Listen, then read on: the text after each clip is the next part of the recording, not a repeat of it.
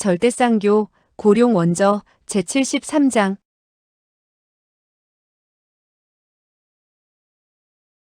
73. 관계에 빠진 철평고. 화무결은 모용구를 강옥랑이 데리고 갔다는 말을 듣자 깜짝 놀랐다. 모용아가씨? 모용아가씨가 그와 같이 있었소? 당신은 보지 못했소? 여자가 그의 옆에 있는 것을 보기는 했지만 그녀가 모용아가씨인 줄은 몰랐소. 당신을 구하려는 마음이 급해서. 소호와는 쓴웃음을 지었다. 당신과 난 눈을 좀 씻어야겠소. 이때 헌원삼광이 돌연 그의 어깨를 치면서 말을 건넸다. 너와 같이 나온 아가씨도 달아났는데? 소호와는 이맛살을 찌푸렸다. 그녀는 왜 달아났지? 그녀도 화무결을 두려워한다는 말인가? 화무결이 물었다. 그 아가씨는 또 어떤 사람이오? 그녀는 철평고라 하오. 그녀를 아시오? 그런 이름은 들어보지 못했소. 소호와는 그저 쓴웃음을 지었다. 맞았어. 그녀가 여자라는 걸 잊었군. 여자는 자기가 가야 한다고 생각하면 즉각 가고 말지. 아무 이유 없이도 말이야. 헌원삼광은 그의 말을 듣자 크게 웃었다. 너는 이유가 없다고 생각하지만 그녀는 100가지 이유를 말할 수 있을지도 몰라. 하지만 그 이유를 남자들은 한평생 이해하지 못하지. 철평고는 확실히 이유가 있었다. 그것도 충분한 이유가 있었다. 화무결은 본래 그녀를 알고 있었다. 하지만 과거에는 철평고라는 본명을 사용하지 않았을 뿐이었다. 그녀는 화무결을 보자 곧 안색이 변해 고개를 숙이고 있다가 화무결이 자기에게 신경을 쓰지 않는 것을 확인하자 바삐 달아났다. 동굴 입구에는 7, 8, 9의 시체가 쓰러져 있어 비참한 광경이었지만 동굴 밖의 천지는 아름다웠다. 산에는 석양이 내리고 있었고 소슬한 바람 속에 꽃향기가 물씬 풍겨왔다. 철평고는 깊이 숨을 들이마셨다. 10여 년 만에 처음으로 자유로운 몸이 된 것이었다. 그녀는 이제 하고 싶은 일을 할 수 있고 가고 싶은 곳으로 갈 수도 있었다. 그러나 그녀는 오히려 어찌할 바를 모르고 잠시 멍하니 서 있다가 발길이 닿는 대로 걷기 시작했다. 더 이상 머뭇거리다가 이화공 전인인 화무결의 눈에 띌 수는 없는 노릇이었다. 그러나 그녀는 혼자서 길을 걷고 있는 것이 아니었다. 강옥랑이 몰래 그녀의 뒤를 따르고 있었던 것이다. 그는 화무결을 보고 매우 기뻐했으나 소호와에 대한 태도를 보자 심상치 않은 기운을 느꼈다. 강옥랑은 머리가 잘 돌아갔다. 그는 일단 자리를 피하기로 결정하고 모용구를 이끌고 동굴을 빠져나왔다. 그런데 그와 모용구에 앞서 철평고가 동굴을 빠져나가고 있는 것이 아닌가. 철평고가 달아나는 것을 본 강옥랑은 의아한 생각이 들었다. 게다가 철평고가 경공을 펼치자 강옥랑은 더욱 놀랐다. 그 소녀의 경공은 오묘하고도 놀라웠고 몸을 날릴 때 일종의 독특하고 고귀한 자세를 취했다. 천하각 문파의 경공과는 전혀 달랐고 화무결의 신법과 비슷했다. 강옥랑은 그 소녀의 뒤를 쫓아 도대체 어떻게 오늘과 같은 일이 생겼는지 알아보기로 결심했다. 그러나 강옥랑은 자신의 뒤에도 두 사람이 따라오고 있다는 것을 모르고 있었다. 소호와, 화무결, 헌원삼광은 드디어 동굴을 나섰다. 소호와는 시체를 바라보며 탄식했다. 이 사람들은 비록 강옥랑을 쫓아왔지만 강옥랑이 그들을 버리고 가버렸으니 우리가. 헌원삼광은 그의 말을 다 듣지도 않고 입을 열었다. 넌 내 일이나 해라. 죽은 사람들은 내가 매장할 테니까. 나보고 뭘 하라는 것이오? 헌원삼광은 탄식했다. 내가 너라면 빨리 구멍을 하나 파고 드러누워서 다시는 나오지 않겠다. 내가 싫다면? 내가 숨기 싫다면 내가 평생 처음 보는 악독하고 소름 끼치고 골치 아픈 사람을 상대할 준비를 해야지. 도대체 그 사람이 누구요? 위무하다. 그 쥐새끼들의 두목이지. 그 5명을 내가 죽인 것도 아닌데. 그가 도리를 지키는 줄 아느냐? 어차피 내가 그의 부하를 건드렸으니 그는 너를 끝까지 추적할 것이다. 소호하는 눈을 몇 번 깜빡거리면서 말을 이었다. 하지만 그가 어떻게 나를 알아볼 수 있겠소? 그 잡종은 알 방법이 있지. 그렇다 해도 나를 찾을 수 있을까요? 다른 사람은 찾지 못해도 그는 찾을 수가 있어. 소호하는 깊이 숨을 들이마셨다. 위무하란 녀석은 도대체 어떤 놈이오? 12성상에 대해 들어봤느냐? 그가 바로 12성상 중의 쥐다. 난 또 누구라고. 알고 보니 12성상이었군. 12성상 몇 명을 상대해봤지만 나를 어떻게 할 사람은 아무도 없었소. 누구와 싸웠지? 소호하는 웃으면서 말했다. 여러 명이요. 그 중에는 뱀도 있었소. 뱀이 쥐보다 무섭지 않을까요? 헌원삼광은 쓴웃음을 지었다. 만약 위무아를 벽사와 같이 취급했다간 곧 죽고 마라. 12성상 중 이쥐 위무아는 다른 11알을 합친 것보다 몇 배나 더 무서운 놈이야. 12성상이 이름을 날렸던 것도 사실은 위무아 덕분이지. 그들이 한창 이름을 날릴 때에는 사람들이 이름만 듣고서도 밤에 잠을 자지 못했어. 너는 태어나지도 않았을 당시지만. 그가 그렇게 대단하오? 하늘도 땅도 두려워하지 않는 10대 악인도 위무아의 이름만 들으면 골치가 아파지는걸? 소호하는 그때서야 약간 이해가 가는 듯 하였다. 10대 악인도 골치를 앓는다면 보통이 아니겠군. 화무결이 침묵을 깨뜨리고 말했다. 나도 그 이름을 들은 적이 있어. 소호하는 눈을 둥그렇게 뜨고 화무결에게 물었다. 그렇다면 이화궁도 그 때문에 골치를 앓고 있어?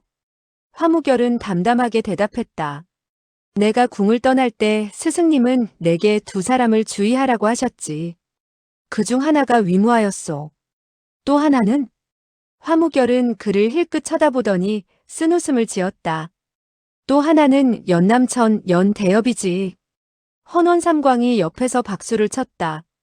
내 말이 맞지. 이화궁 사람까지도 그를 연남천과 똑같이 취급하니 말이야. 소호하는 한동안 침묵을 지키다가 불쑥 물었다. 그가 지금 어디에 있죠? 헌원삼광이 대답했다. 12성상이 잠잠하게 된 이유는 바로 위무아가 10여 년 전에 돌연 사라진 탓이야.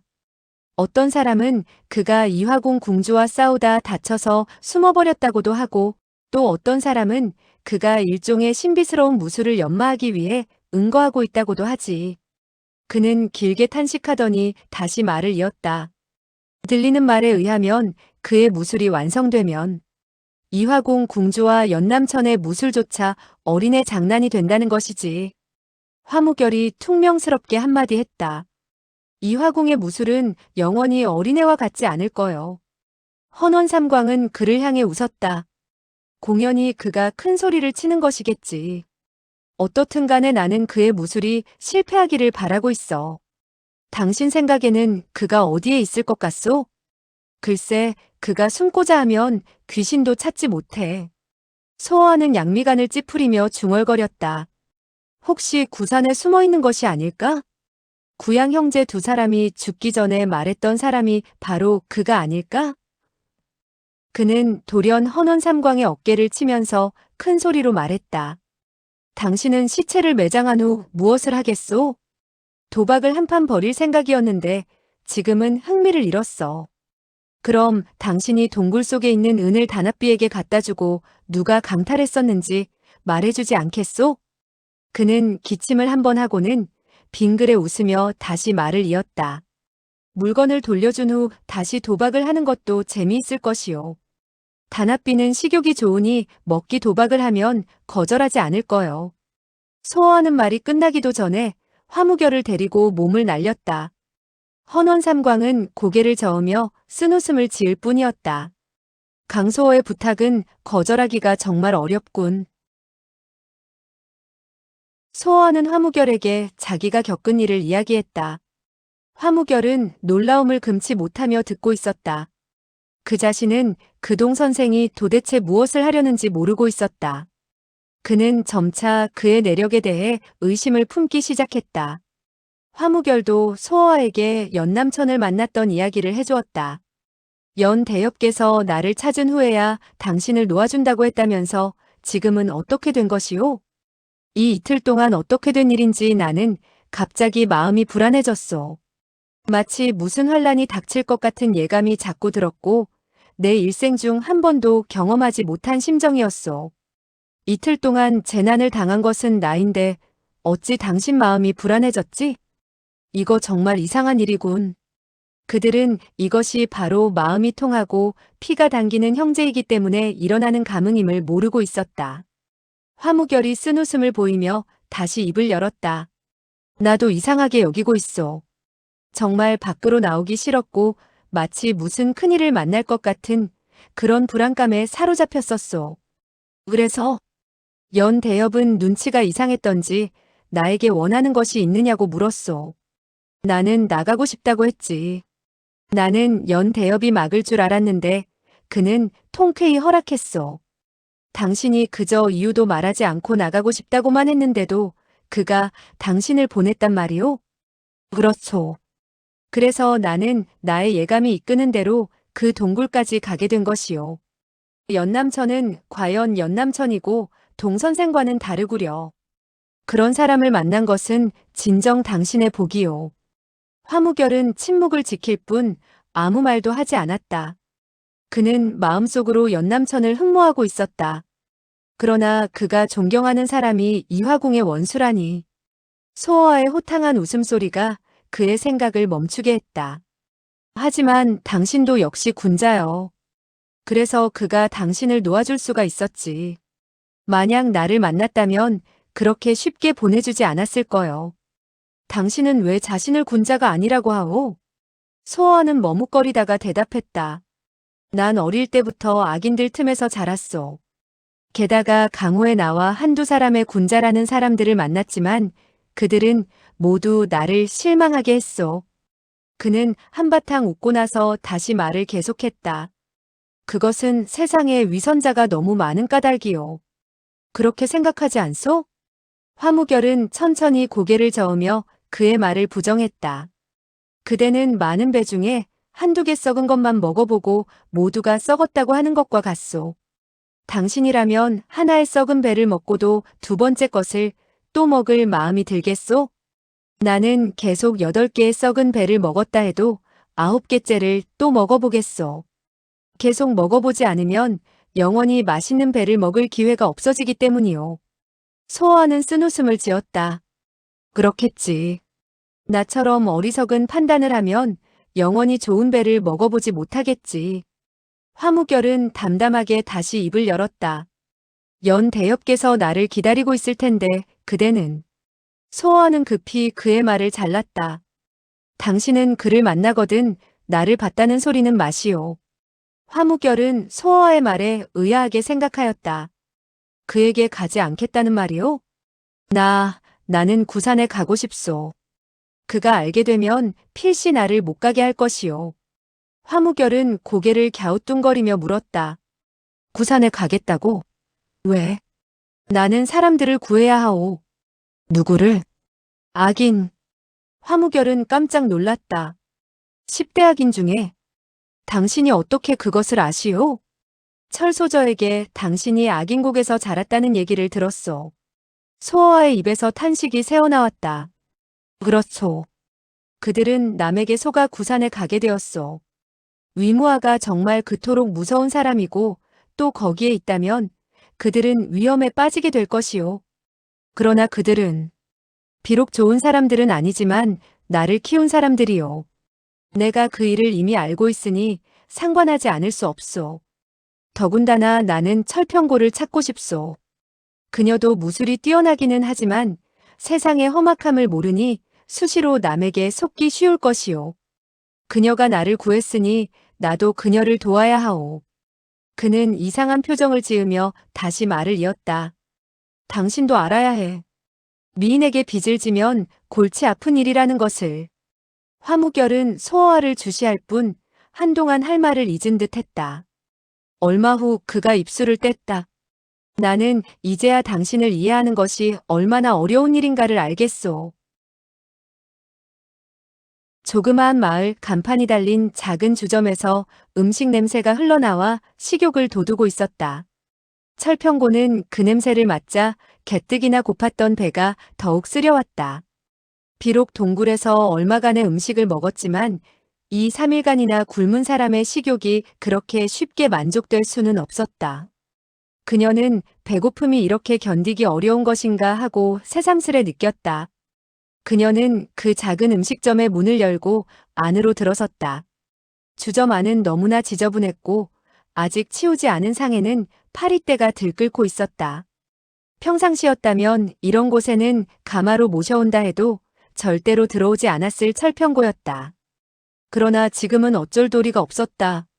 문 앞에서 귀를 후비고 있던 점원이 주저하며 일어서더니 철평고를 아래 위로 훑어보았다. 그녀가 이 화궁에 있을 때는 고급스럽고 세련된 비단 옷을 입고 있었을 뿐더러 본래 아름다운 여인이었다. 그러나 이 이틀간의 고생으로 지금은 행색이 말이 아니었다.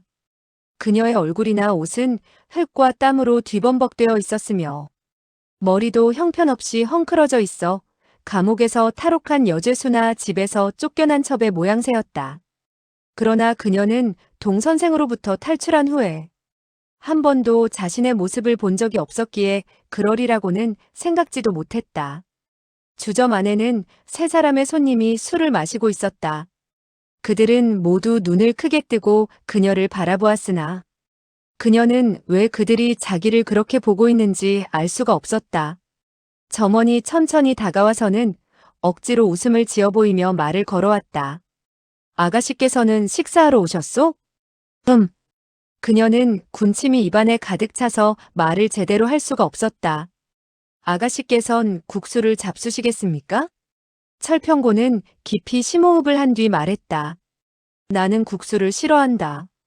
우선 닭고기와 소다리, 그리고 맞았어. 저런 음식 몇 가지를 좀 가져오너라.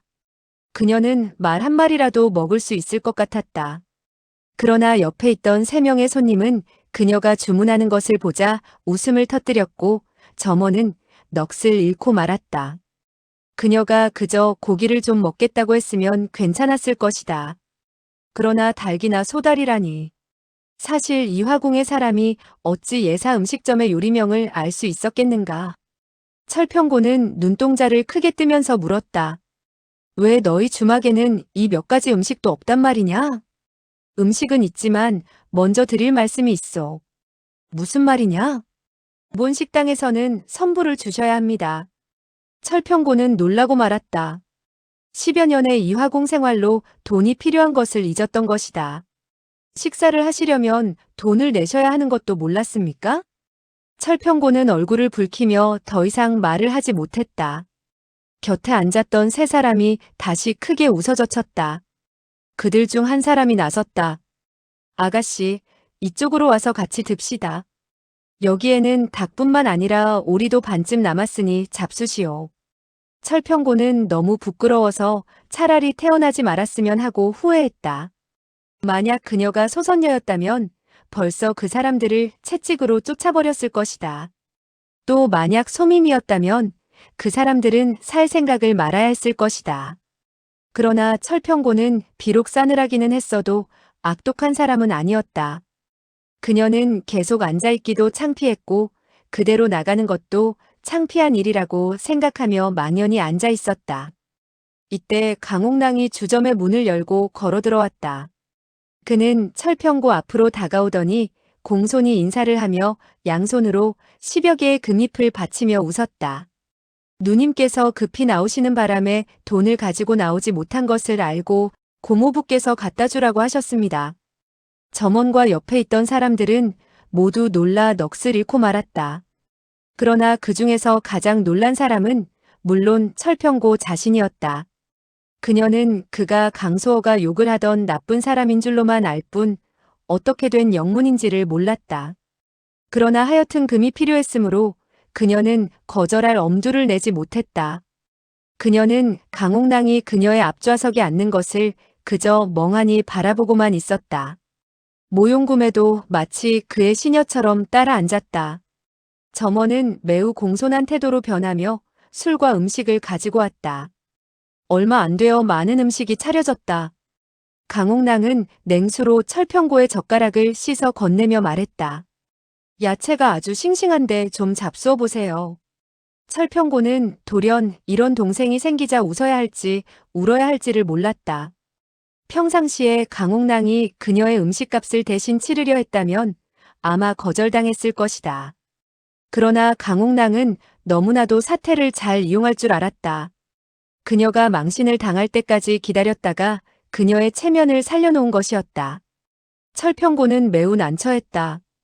그러나 그녀는 시종 강옥랑과 한마디 말도 하지 않은 상태에서 식사를 마쳤다.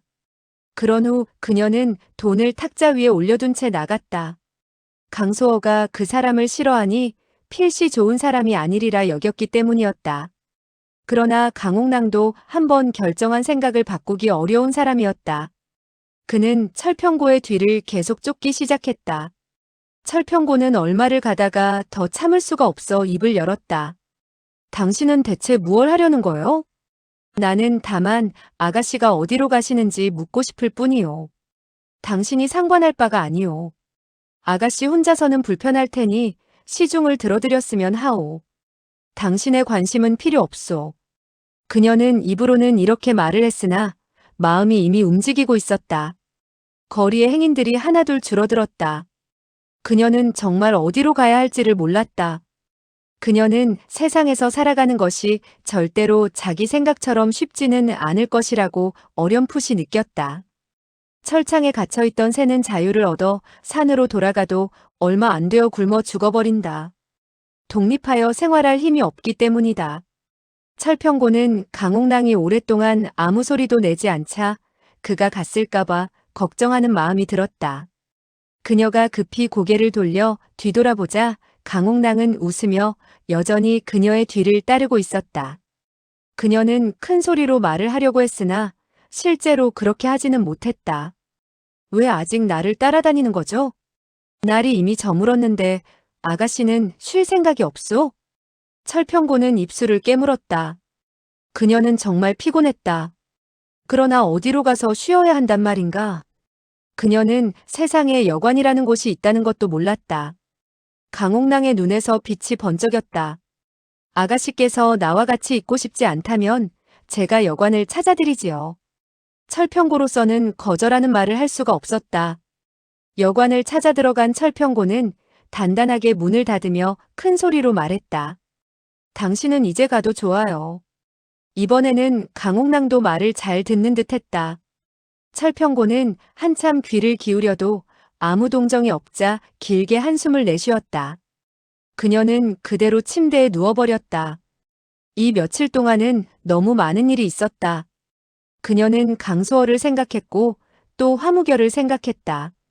그리고 강옥랑도 생각했다. 강소월은 왜 그와 맞설까?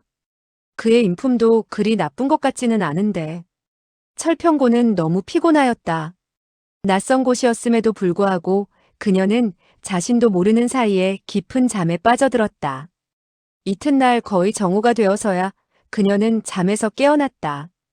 곧 배가 고픈 것을 느꼈지만 몇 번이나 음식을 주문하려다가 결국 참고 말았다. 이때 돌연 밖에서 점원의 웃음 섞인 말소리가 들려왔다. 강 공자께서 아침 식사를 시키셨는데 지금 들여가도 될까요? 그녀가 살며시 문을 열자 점원이 밥상을 들고 들어왔다. 식사가 끝난 후 세수를 하며 거울을 보고서야 철평고는 자기 모습이 얼마나 가관인가를 발견했다. 그녀는 탁자 위에 거울을 던져버리고 싶은 심정이었다. 그러나 갈아입을 옷이 없었다.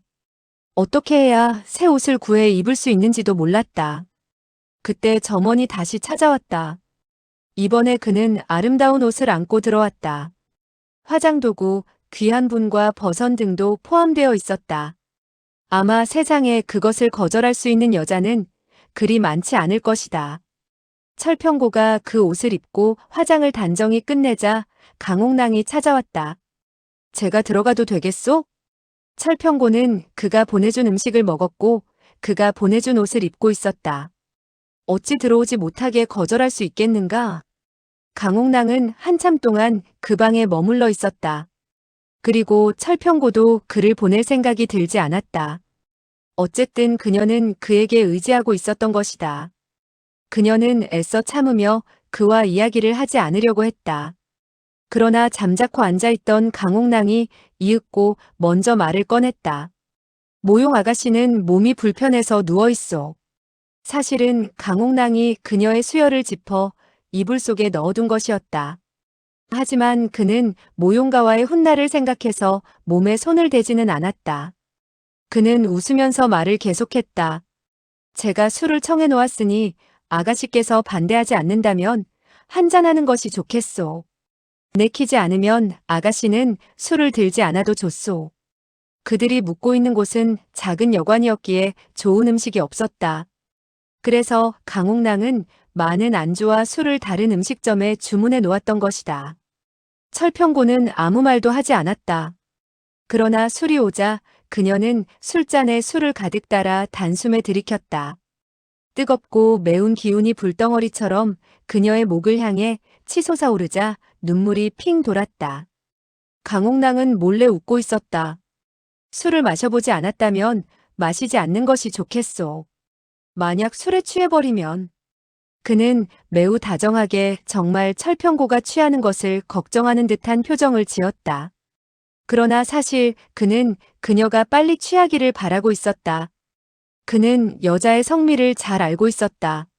못 마시게 하면 할수록 더욱 마시고 싶어하고 권할수록 마시지 않는 그 성질 말이다.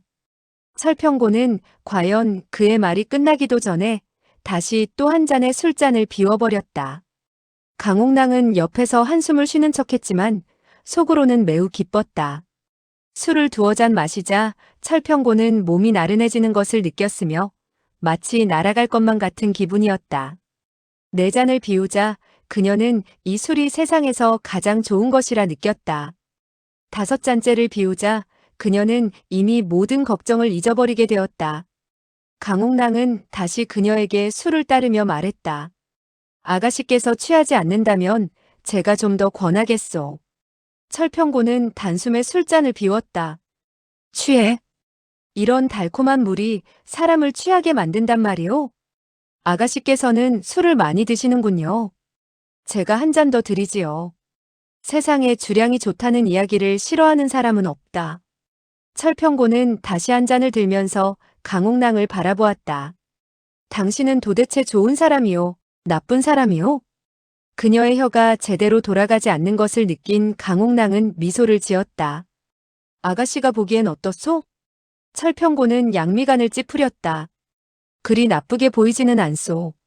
그러나 강소호가 왜 당신을 나쁜 사람이라고 했을까?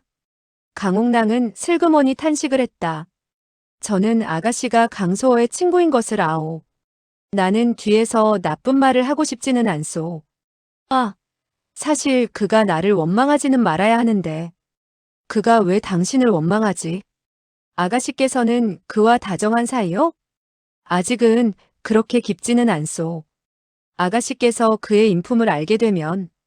아, 모용 아가씨가 그 사람이 아니었다면 어찌 그렇게 되었겠소? 철평고는 한참 동안 넋을 잃고 있다가 다시 술을 들이켰다. 강옥랑은 철평고의 눈치를 살피며 다시 입을 열었다. 이런 일을 말해서 고통을 주지는 말아야 했는데. 철평고는 돌연 웃었다. 그녀가 그의 속셈을 알 리가 없었다. 그렇지. 우리 기쁜 이야기를 합시다. 무슨 재미있는 얘기라도 해보시오. 당신이 한마디 할 때마다 내가 한 잔씩 마시지. 강옥랑은 입재주가 좋았다. 그가 한마디 또 한마디를 보태자 철평고는 마시고 또 마셨다. 그녀는 허허롭게 웃으면서 술이 탁자와 자기 몸을 한뿍 적실 때까지 마셨다. 나중엔 강옥랑이 말을 하지 않아도 그녀는 웃으며 술을 마셨다. 결국 그녀는 탁자 아래로 넘어지고 말았다. 순간 강옥랑의 눈에서 야릇한 빛이 번져나왔다. 아가씨, 내 말이 들리오? 철평고는 아무 소리도 내지 않았다. 강옥랑은 그녀를 침상에 끌어올리며 미소를 지었다. 내가 마시고 싶어 마신 것이야. 나를 원망 말아라. 이때 갑자기 한 사람의 웃음소리가 들려왔다. 형씨의 수단에 나는 탄복하고 말았소. 순간 강옥랑은 놀라서 철평고를 안았던 손을 풀며 몸을 돌렸다. 키가 크고 작은 두 사람이 음산하게 웃으면서 방으로 걸어 들어오고 있었다.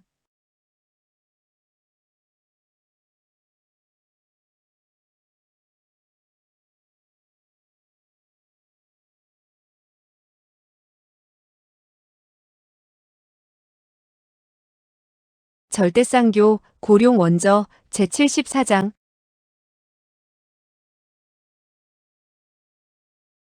74. 사람의 탈을 쓴 짐승. 아직 등불을 켜기에는 이른 시간이었지만 어느새 많이 어두컴컴해져 있었다.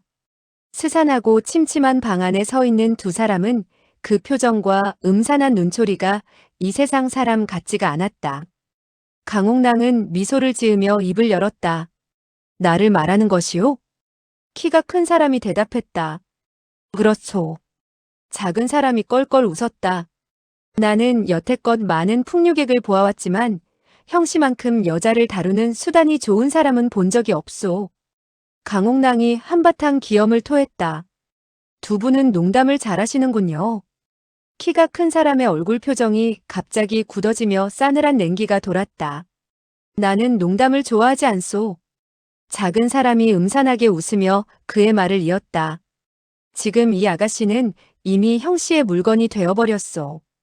형씨는 이제부터 기분을 내겠지만 구경만 하는 우리는 좀 섭섭하지 않겠소? 당신들이 무슨 이야기를 하는 건지 모르겠군. 키가 큰 사람이 나섰다. 형씨가 기분을 내는 것처럼 우리도 좀 내보자는 거요. 그렇지 않으면. 키가 작은 사람이 웃으면서 또 그의 말을 받았다. 우리 형제는 항상 남에게 친절하게 대하지는 않소.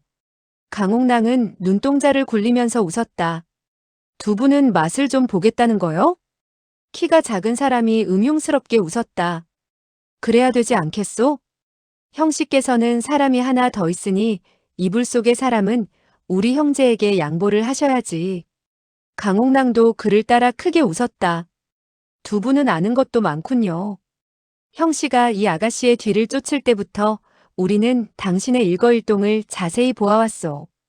키가 큰 사나이가 끼어들었다. 꼭 필요할 때 금을 갖다 주고 아침을 갖다 주고 옷을 갖다 주면서 작전을 펴는데 우리는 정말 형씨의 수단에 놀라버렸소. 벌써부터 이 아가씨는 이미 형씨의 소나기에 빠져 있었던 것이요. 좋아, 좋아. 나에 대해서 그렇게 흥미가 많다니 어서 앉으시오. 우선 술이나 한 잔 마십시다. 술? 좋소. 그러나 안주는 우리 형제가 가지고 있어. 자리에 앉은 그는 옷소매에서 쥐를 한 마리 꺼내더니 입속에 넣고 그대로 씹기 시작했다. 강옥랑은 놀라며 말했다. 알고 보니 각하께선 그 5사람과 일행이구려. 그래서 우리를 알고 있었군요. 키가 작은 사람이 말을 받았다. 비단 형씨에 대해서뿐만 아니라 이불 속의 아가씨에 대해서도 알고 있어. 두 분이 우리를 따라온 이유는 진정 무엇이오? 키가 큰 사람이 싸늘하게 대꾸했다. 모용가의 아가씨와 사랑을 나누는 일 말고도 형씨에게 물어볼 것이 또 있어. 무슨 일이오? 키가 큰 사람이 갑자기 눈에서 무서운 빛을 냈다. 동굴 속의 세 사람은 도대체 어떤 사람들이오? 또 당신과는 무슨 관계요? 그들 중 하나는 헌원삼광이고 하나는 강소어이고 또 하나는 화무결이라 하오. 두 분도 보셨으니 그들과 내가 원수라는 것은 아시겠지요? 원한이 깊소. 우리는 서로 죽이고 싶도록 미워하고 있어. 그 사람은 음침하게 웃었다. 좋아, 좋아. 강옥랑은 눈치를 보며 넘겨짚었다. 그 5친구는 혹시 이미 그들에게. 키가 작은 사람이 입술을 깨물며 대답했다. 그렇소. 이미 그들에게 살해되었소. 강옥랑은 한숨을 내쉬면서 말했다. 그렇다면 나와 당신들은 같은 입장이군. 자, 술 한잔 합시다. 좋소. 그리고 형씨는 이 술을 마신 뒤 우리를 따라가야겠소. 키가 큰 사나이도 한마디 거들었다. 이 아가씨는 가는 길에 하하, 우리 형제는 형씨를 위해 필히 좋은 마차를 준비하겠소. 두 분은 날더러 어디로 가자는 거요? 형씨는 그 세 사람과 깊은 원한이 있다고 하지 않았소? 그 세 사람이 형씨의 행방을 알면 필시 따라오지 않겠소. 이건 형씨께서는 우리와 같이 가서 그 세 사람을 유인하자는 것이오.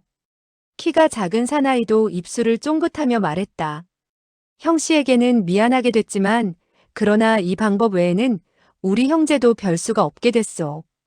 우리 형제는 결코 빈손으로 돌아갈 수가 없소. 그래서 강옥랑이 돌연 웃음을 터뜨렸다. 두 분의 뜻을 알겠소. 두 분이 그 세 사람을 유인해서 복수하게 되면 나에게도 유익한 일인데 내가 왜 허락을 못하겠소? 키가 작은 사람이 크게 웃으며 좋아했다.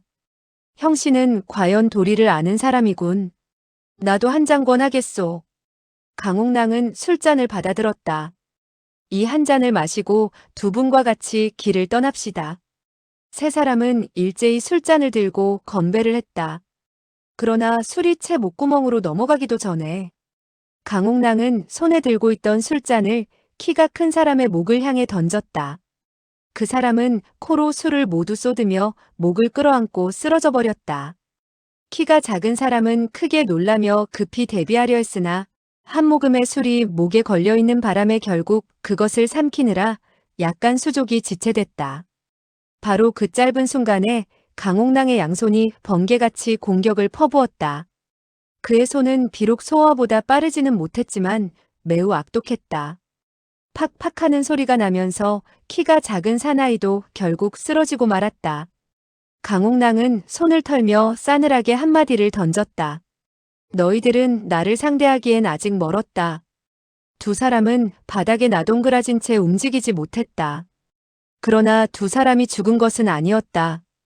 강옥랑은 어느새 그들의 혈도를 점하고 있었다. 강옥랑은 우선 그들의 신분을 확인하고 싶었다. 더군다나 그는 살인을 남이 모르는 곳에서만 자행했다. 철평고가 몸을 뒤척이다 다시 탁자 밑으로 미끄러져 떨어졌다. 황혼빛이 그녀의 얼굴에 비치자 정말 아름다운 모습이었다. 강옥랑은 큰 소리로 점원을 불렀다. 그는 점원에게 자기의 분부가 없이는 아무도 들어오지 못하게 일렀다. 그리고 얼마간의 은을 그의 품에 찔러주었다. 은의 힘은 효과가 큰 것이었다. 그는 점원에게 두 명의 술 취한 친구를 병을 앓고 있는 아가씨가 있는 옆방으로 옮기도록 시켰다. 그 두 사람은 술 취한 기색이 없었는데도 은을 받은 점원은 굽실거리며 그 말을 따랐다. 어두운 정막이 그 작은 여관을 찾아왔다. 여관의 침침한 등불은 무거운 어둠을 이겨내지 못했다.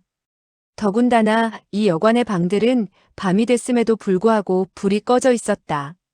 엄격히 말해 주인의 방을 제외한 6개의 방은 아직도 불을 켜지 않고 있었다. 4개의 방에는 손님이 없었기에 불을 켤 필요가 없었고 동쪽에 있는 방에는 그 병을 앓고 있는 아가씨가 이미 하루 이상 잠에 취해 있었다. 지금은 또 2명의 술 취한 사람이 인사불성의 상태에서 같이 눕혀져 있었다. 점원은 당연히 그 방에 등불을 켜지 않았다. 사실상 그 점원이 바로 그 초라한 여관의 주인이었다. 그는 장사가 시원치 않자 직접 손님을 접대하고 있었던 것이다. 그는 뜰에 있는 석등을 켜기 위해 마당으로 나왔다. 그때 다른 방들과 마찬가지로 어둠에 잠겨있던 강옥랑의 방에서는 미묘한 소리가 새어나왔다. 처음에는 신음하던 소리가 점점 커져 거친 호흡 소리로 변했다. 그것을 듣고 있는 점원의 이마에는 땀방울이 송골송골 맺혔다. 그는 왜 자신이 여관을 하게 됐는지 후회할 때가 많았다. 돈을 별로 많이 벌지도 못하면서 너저분하고 악한 일을 다 보게 되는 것이다. 지금도 한 가지 죄악이 그의 앞에서 진행되고 있었다. 그러나 그로서는 어쩔 수가 없었다. 그는 자신이 지극히 못난 놈으로 느껴지기조차 했다. 신음소리는 더욱 강렬해졌다. 철평고는 잠에서 깨어나자 전신의 통증을 느꼈다. 온몸이 찢어지듯 아팠고 머리도 깨지는 듯 했다. 차츰 정신이 맑아지자 그제야 그녀는 자신의 옷이 벗겨져 있다는 것을 알았다. 그리고 그녀는 탁자에 바지만 입은 채로 걸터 앉아 있는 강옥랑을 발견했다. 순간 그녀는 모든 상황을 알아차릴 수 있었다. 기가 막혀 오히려 아무 소리도 낼 수 없었고 몸도 꼼짝할 수가 없었다. 강옥랑은 소리를 내어 울고 있었다. 통곡해야 할 사람은 철평고였는데 오히려 그가 울고 있는 것이다. 철평고는 이불로 황급히 몸을 감싸며 소리쳤다. 당신 악독하군. 내가. 강옥랑은 여전히 울면서 입을 열었다. 내가 한 짓을 알고 있어. 내가 잘못했으니 용서해 주시오. 철평고는 이를 악물며 온몸을 떨었다. 난 정말. 내가 밉다면 나를 죽이시오. 나는 정말 내 자신을 억제할 수가 없었소. 나도 취해서 술을 마시지 말았어야 했는데. 그는 침대로 달려들면서 큰 소리로 말했다. 나를 죽여주시오. 죽이시오. 그래야 하오. 철평고는 그가 죽이고 싶도록 미웠다. 그러나 강옥랑이 이렇게 슬프게 우는 것을 보자 어찌할 바를 몰랐다. 여자의 마음은 본래 약한 것이다. 더군다나 이제 와서는 그녀가 잃은 것을 다시 찾을 수는 없지 않은가. 그녀에게 속했던 것이 지금은 이미 그에게 넘어가고 말았다. 어쨌든 그는 이미 이 세상에서 그녀와 가장 밀접한 관계의 사람이 되어버린 것이 아닌가. 강옥랑은 손가락 사이로 그녀의 표정을 살피며 더욱 슬프게 울었다. 그는 남자의 눈물이 여자의 눈물보다 효력이 크다는 것을 잘 알고 있었다. 울음 비록 여자의 보물이지만 여자의 전매품은 아니다. 남자가 사용하면 여자보다 더욱 효과가 큰 것이다. 철평고도 결국은 어쩌지 못하고 침대에 누워 울어버렸다. 강옥랑의 입가에는 음흉스럽고도 얄팍한 웃음이 떠올랐지만 목소리는 여전히 울음을 섞어가며 말했다. 내가 죽일 놈이요. 하지만 나는 처음 당신을 봤을 때부터 살아도 당신을 위해서 살아야 하고 죽어도 당신을 위해서 죽어야 한다는 것을 느꼈소. 그는 한숨을 쉬며 다시 말을 이어갔다.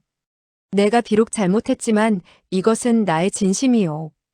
당신이 나를 믿어준다면 나는 일생 동안 당신을 실망시키지 않겠소. 맹세할 수 있어.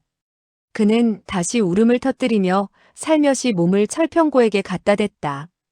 철평고는 피하지 않고 가만히 있었다. 여자가 피하지 않는 것은 무엇을 의미하는가? 그것을 강옥랑은 너무나 잘 알고 있었다. 그는 돌연 그녀를 안고 큰 소리로 말했다. 나를 용서하겠소? 그렇지 않다면 날 죽여주시오. 그러나 날 미워하지는 마오. 나는 비록 죽는다 해도 결코 당신을. 강옥랑은 자기의 계략이 성공했다는 것을 알았다. 그러자 그는 철평고의 귀에다 세상에서 가장 달콤하고 다정한 사랑의 맹세를 했다. 철평고의 울음이 점점 약해졌다. 그녀는 고독한 사람이었다. 의지할 수 있는 사람이 없는 막막한 처지에서 남자를 알게 된 것이었다. 그 느낌은 누가 뭐라고 해도 달콤한 것이었다. 강옥랑이 웃음 섞인 부드러운 소리로 말을 건넸다. 나를 용서하는 거요? 철평고는 머리를 베개에 파묻었다.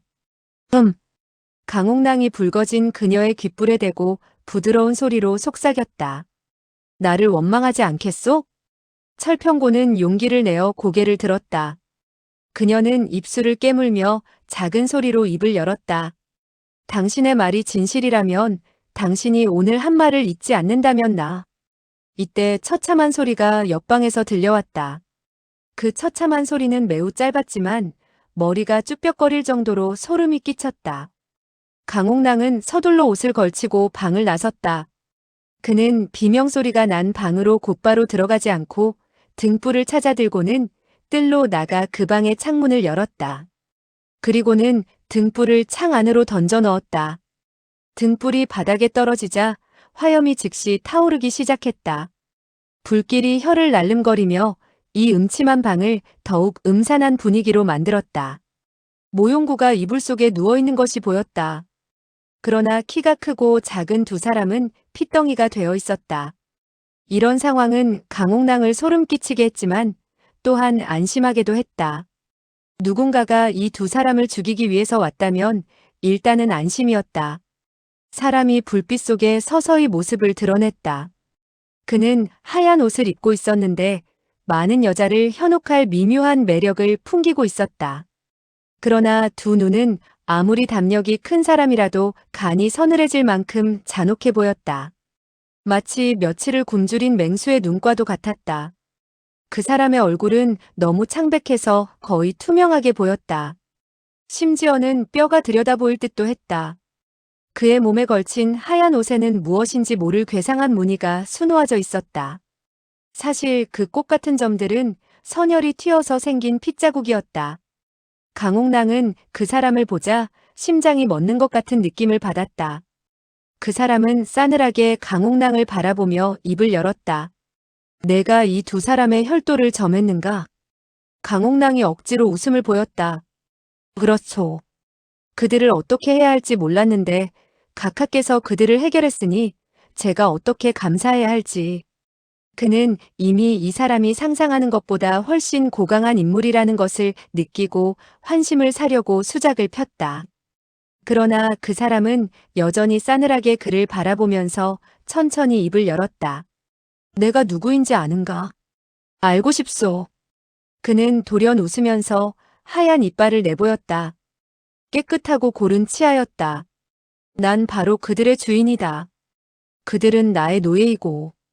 강옥랑은 숨이 한꺼번에 거꾸로 뒤집히는 것 같은 느낌을 받았다.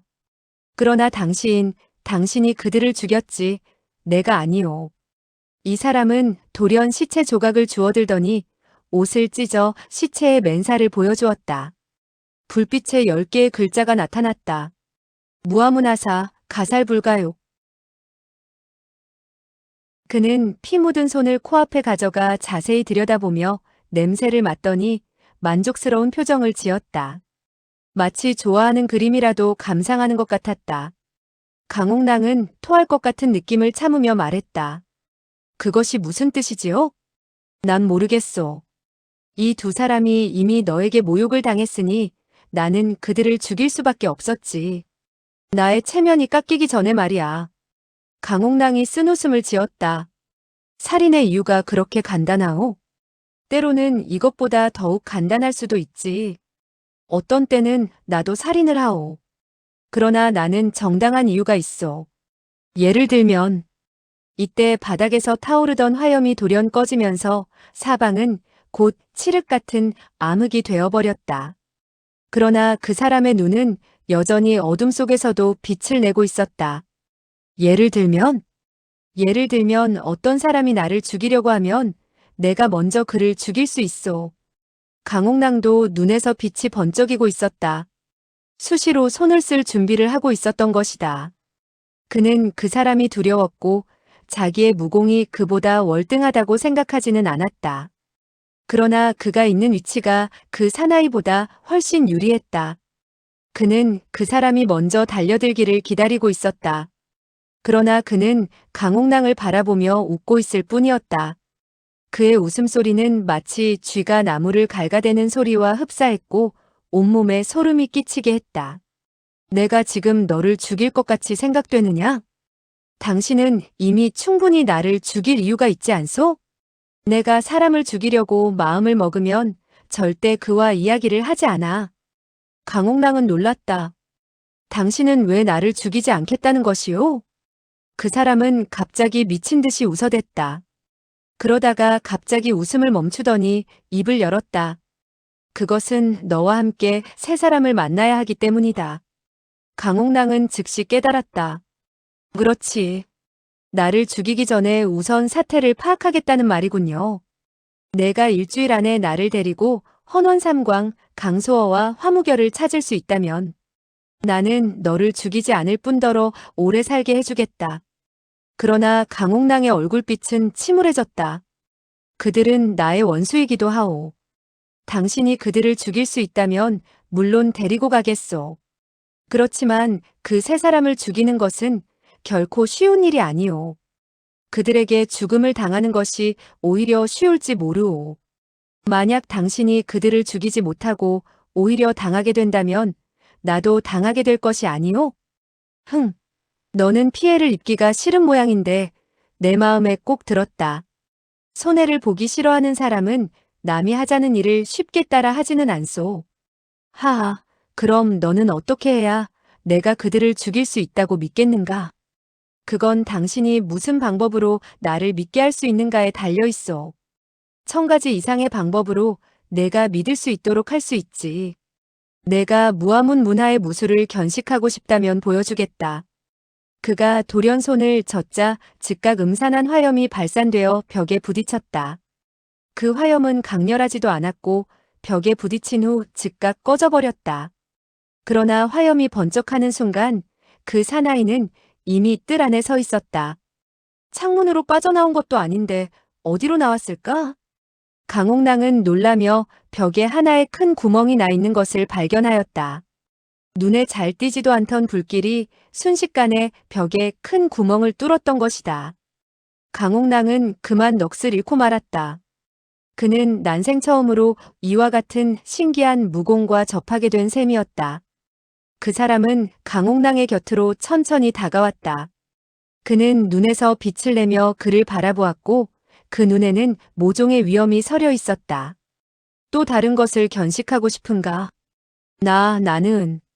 그 사람은 또 미친 듯이 웃어젖혔다. 무아문 문화의 신공을 너는. 이때였다. 미친 듯한 웃음소리와 함께 한 목소리가 들려왔다.